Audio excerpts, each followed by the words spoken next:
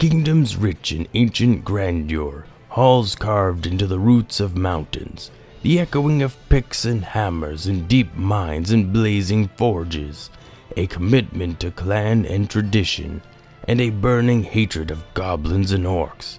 These common threads unite all dwarves. Bold and hardy, dwarves are known as skilled warriors, miners, and workers of stone and metal. Though they stand well under 5 feet tall, dwarves are so broad and compact that they can weigh as much as a human standing nearly 2 feet taller. Their courage and endurance are also easily a match for any of the larger folk.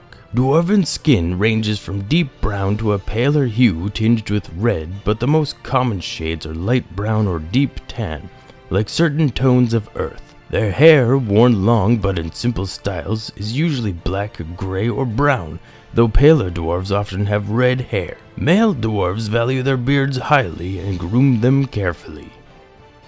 Dwarves can live to be more than 400 years old, so the oldest living dwarves often remember a very different world. For example, some of the oldest dwarves living in Citadel Felbar can recall the day, more than 3 centuries ago, when orcs conquered the fortress and drove them into an exile that lasted over 250 years. This longevity grants them a perspective on the world that shorter-lived races such as humans and halflings lack. Dwarves are solid and enduring like the mountains they love, weathering the passages of centuries with stoic endurance and little change. They respect the traditions of their clans, tracing their ancestry back to the founding of their most ancient strongholds in the youth of the world, and don't abandon these traditions lightly. Part of these traditions is devotion to the gods of the dwarves, who uphold the dwarven ideals of industrious labor, skill in battle, and devotion to the forge. Individual dwarves are determined and loyal, true to their word and decisive in action, sometimes to the point of stubbornness.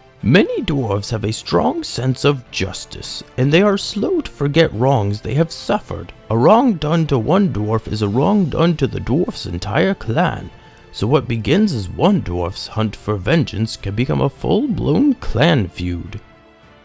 Dwarven kingdoms stretch deep beneath the mountains, where the dwarves mine gems and precious metals and forge items of wonder. They love the beauty and artistry of precious metals and fine jewelry, and in some dwarves this love festers into avarice. Whatever wealth they can't find in their mountains, they gain through trade. They dislike boats, so enterprising humans and halflings frequently handle trade in dwarven goods along water routes. Trustworthy members of other races are welcome in dwarf settlements, though some areas are off limits even to them. The chief unit of dwarven society is the clan, and dwarves highly value social standing. Even dwarves who live far from their own kingdoms cherish their clan identities and affiliations, recognize related dwarves, and invoke their ancestors' names in oaths and curses. To be clanless is the worst fate that can befall a dwarf.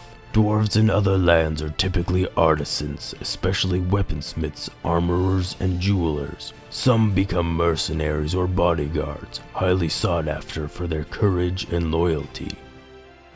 Dwarves who take up the adventuring life might be motivated by a desire for treasure, for its own sake, for a specific purpose, or even out of an altruistic desire to help others. Other dwarves are driven by the command of inspiration of a deity, a direct calling, or simply a desire to bring glory to one of the dwarf gods. Clan and ancestry are also important motivators. A dwarf might seek to restore a clan's lost honor, avenge an ancient wrong the clan suffered, or earn a new place within the clan after having been exiled. Or a dwarf might search for the axe wielded by a mighty ancestor, lost on the field of battle centuries ago.